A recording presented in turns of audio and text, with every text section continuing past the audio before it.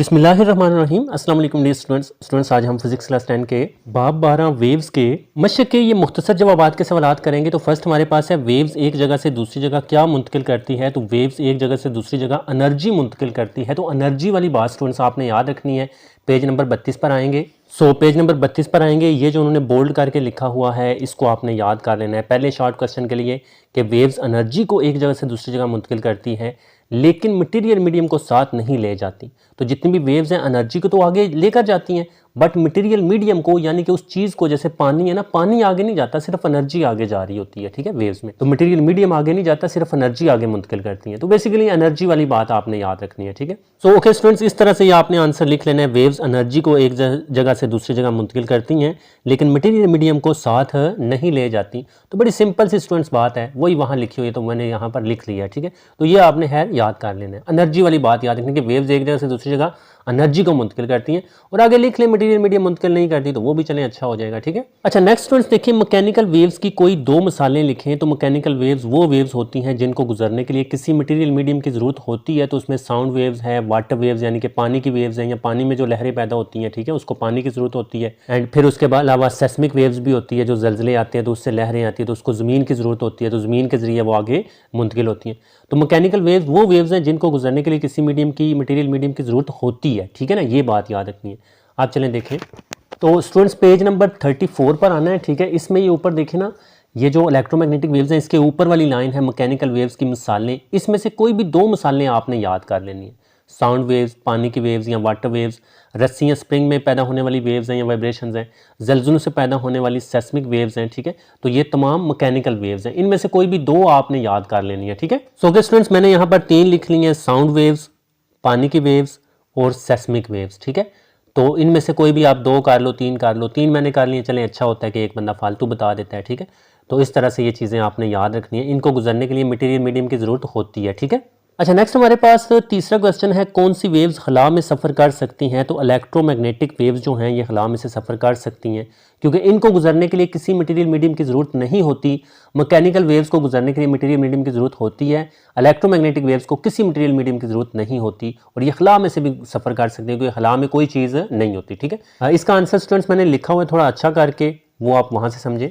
Electromagnetic waves हैं, इनको गुजरने के लिए किसी मीडियम की ज़रूरत नहीं होती। ये वेव्स खला में भी सफ़र कर सकती हैं, खला में से भी गुजर सकती हैं, जो इलेक्ट्रोमैग्नेटिक वेव्स होती हैं। ठीक है ना, अब ये मैंने लिखा हुआ है, वहाँ से ज़रा समझे। सो ये देख लें स्टूडेंट्स, इलेक्ट्रोमैग्नेटिक वेव्स मसलन रेडियो वेव्स, माइक्रोवेव्स और नज़र आने वाली रोशनी वगैरह खला में से गुजर सकती हैं। तो ये वाली चीज़ आपने याद रखनी है, इलेक्ट्रोमैग्नेटिक वेव्स हैं। आगे वो दो तीन मिसालें भी लिख दें तो अच्छा है, रेडियो वेव्स, माइक्रोवेव्स और नज़र आने वाली रोशनी जो है वो भी असल में इलेक्ट्रोमैग्नेटिक वेव्स ही हैं। ठीक है, तो ये खला में से भी गुजर सकती हैं। स्टूडेंट्स, के सूरज से जो ज़मीन पर रोशनी आती है बेसिकली वो खला में से ही आती है ना। हाँ, तो देखिए नज़र आने वाली रोशनी जो है वो सूरज से ज़मीन पर आ जाती है, खला में से गुजर कर नीचे आ जाती है। ठीक है, तो ये चीज़ें आपने याद रखनी है, उनको हम इलेक्ट्रोमैग्नेटिक वेव्स बोलते हैं। अच्छा नेक्स्ट हमारे पास चौथा क्वेश्चन है, ट्रांसफर्स और लॉन्गिट्यूडनल वेव्स में क्या फ़र्क है।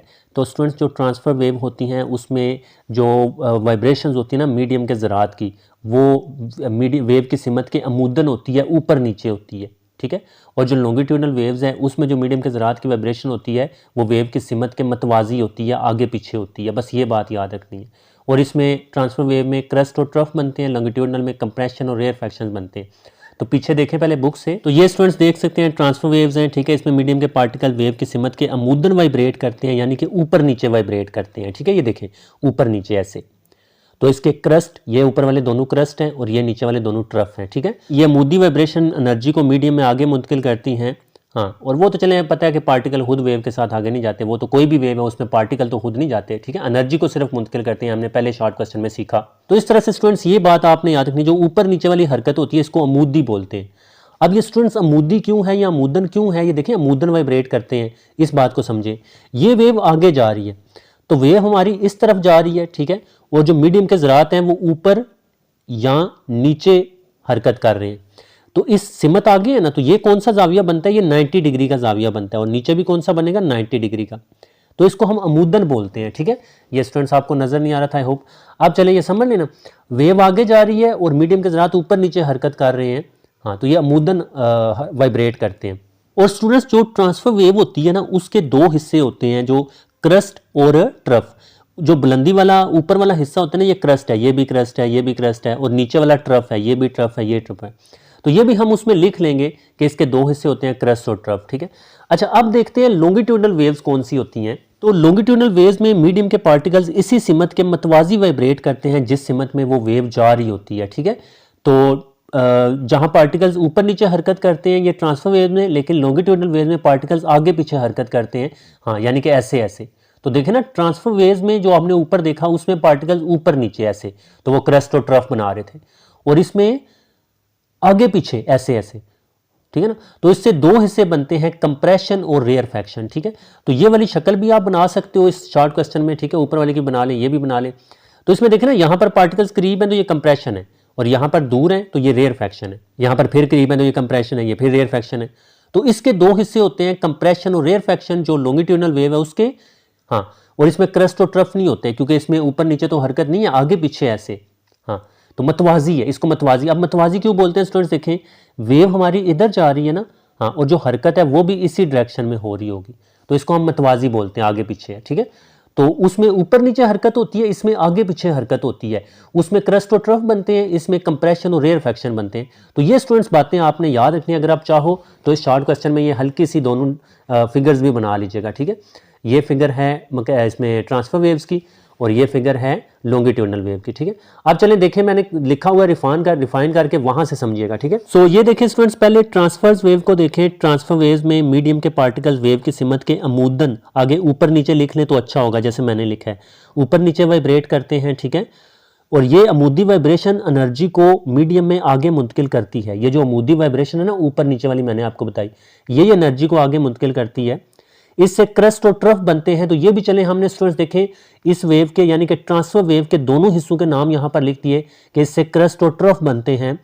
और नीचे आएंगे ना, नीचे देखें तो लॉन्गिट्यूडनल वेव है, ठीक है। तो लॉन्गिट्यूडनल वेव्स में क्या होता है, लॉन्गिट्यूडनल वेव्स में मीडियम के पार्टिकल वेव की सिमत के मतवाजी, मतवाजी का मतलब क्या है, आगे पीछे, ठीक है ना, जैसे मैंने आपको समझाया, वाइब्रेट करते हैं आगे पीछे।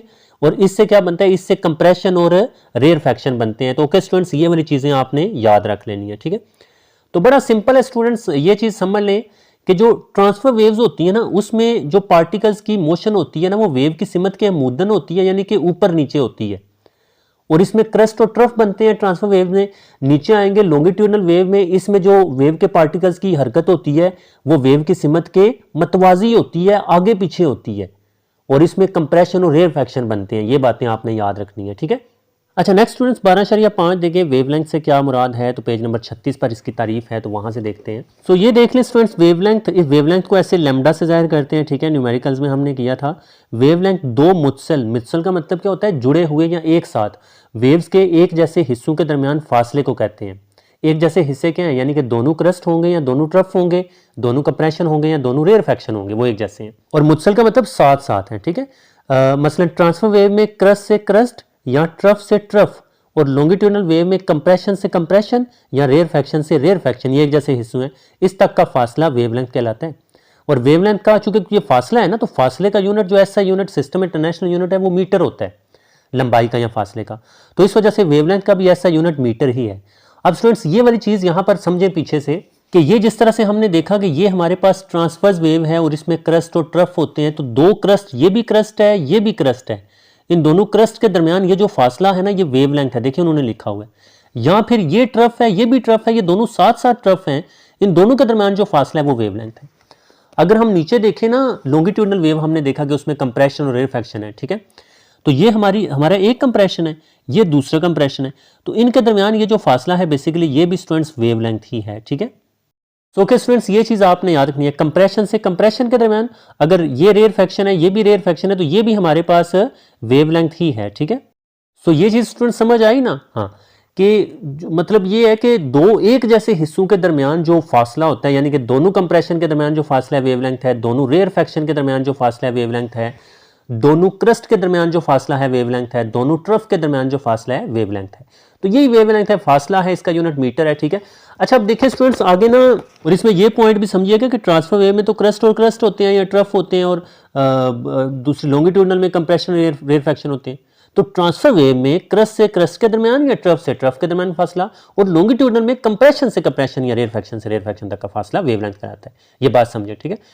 अच्छा आगे स्टूडेंट्स इसी तरह से ये पूरा आपने लिख लेना है, मैंने लिखा है तो ये यहाँ पर आप देख लो, ठीक है। तो इस तरह से स्टूडेंट्स लिख लेना है आपने, ये वही चीज़ें जो मैंने आपको एक्सप्लेन करवा दी है, बाकी अभी मैं आपको दोबारा नहीं एक्सप्लेन करवाऊंगा, ठीक है, मैंने आपको बुक से सारा बता दिया। अच्छा नेक्स्ट हमारे पास सेकंड लास्ट क्वेश्चन है, फ्रीक्वेंसी की तारीफ लिखें, तो ये भी पेज नंबर 36 पर आएंगे।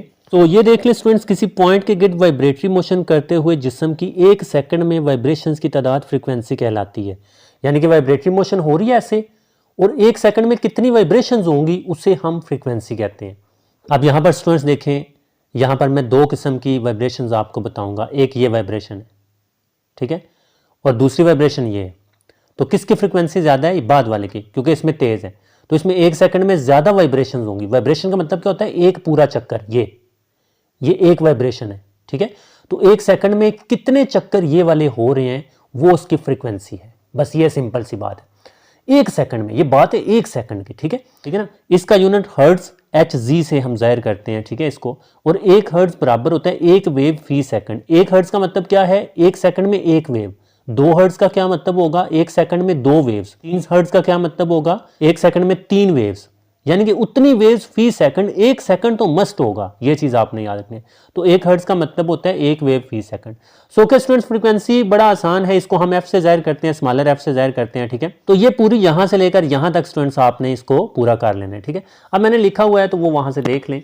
सो ये स्टूडेंट्स देख लें, ये वही मैंने सब सारा कुछ लिखा है, ठीक है। तो अब मैंने आपको समझा दिया सारा, तो ये इस तरह से आपने लिख लेना है। अच्छा नेक्स्ट हमारे पास है, आखिरी सवाल है, समुद्र में सुनामी किस वजह से बनती है? तो स्टूडेंट समुद्र में अचानक तब्दीली कोई होती है, ठीक है, जैसे अचानक जलजला आ गया समुद्र की तह में, ठीक है, यहाँ आतफशां पहाड़ समुद्र में होते हैं वो फट गया है, ठीक है, तो उससे ऐसे समुद्र कांपना शुरू कर देते हैं, तो समुद्र में बड़ी बड़ी वेव्स पैदा होती हैं, उसको हम सुनामी कहते हैं, ठीक है।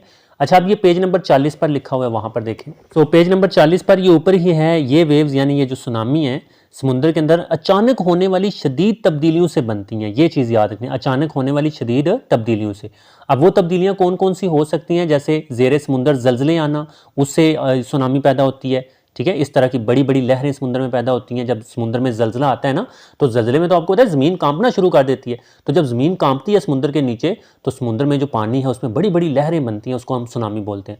अच्छा फिर आतफशानी धमाके, ये आतफशां पहाड़ होते हैं, अंदर से लावा निकलता है बहुत ज़्यादा और पहाड़ कांपना शुरू करते हैं, बहुत प्रेशर से वो लावा आता है, जिसकी वजह से समुद्र में बड़ी बड़ी वेव्स बनते हैं जिनको सुनामी बोलते हैं। और लैंड स्लाइडिंग, लैंड स्लाइडिंग का मतलब पता है ना? हाँ, समुद्र का कोई हिस्सा ऐसे टूट कर नीचे गिरता है, या कोई पहाड़ टूट कर ऐसे समुद्र में गिर गया, तो उसे हम लैंड स्लाइडिंग बोलते हैं, ठीक है। तो इस तरह से है स्टूडेंट्स, ये 3 मिसालें भी कर लें और शदीद तब्दीलियों वाली बात याद रखनी है, ठीक है। अब ये मैंने लिखा हुआ है, वहां से समझें। सो ये देख लें स्टूडेंट्स, समुद्र में सुनामी समुद्र के अंदर अचानक होने वाली शदीद तब्दीलियों से बनती है, जैसे ज़ेरे समुंदर जलजले, आतफशानी धमाके, लैंड स्लाइडिंग के वाक़यात वगैरह, ठीक है।